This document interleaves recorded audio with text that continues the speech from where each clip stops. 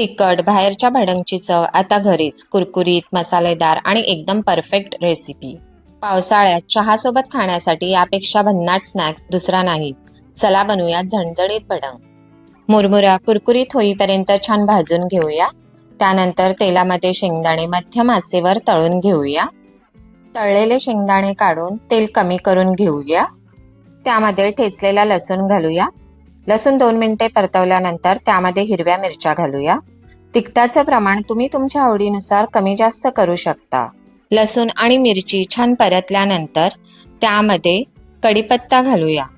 आपल्याला ही फोडणी मंद आचेवर तयार करायची आहे। कमी वेळ, कमी साहित्य आणि चवीला तर जबरदस्त लागते।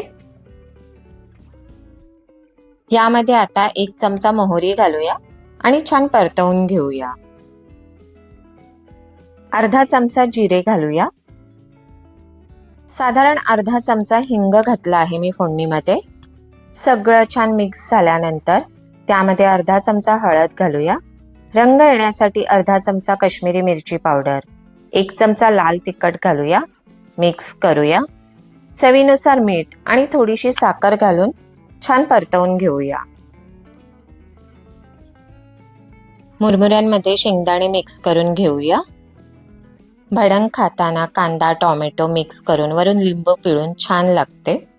तयार केलेली फोडणी घालून मिक्स करून घेऊया। या अगोदर तुम्ही जर माझ्या चॅनलला सबस्क्राईब किंवा फॉलो केलं नसेल तर नक्की करा। सबस्क्राईब किंवा फॉलो करण्याचे कोणतेही चार्जेस लागत नाही। फोडणी छान मिक्स झाल्यानंतर त्यामध्ये फरसाण घालून मिक्स करूया। झणझणीत आणि कुरकुरीत भडंग रेसिपी तुम्हाला नक्कीच आवडेल। व्हिडिओला लाईक करा आणि अशाच चटपटीत रेसिपीसाठी चॅनलला सबस्क्राईब करा। बेल आयकॉनवरही क्लिक करा। धन्यवाद।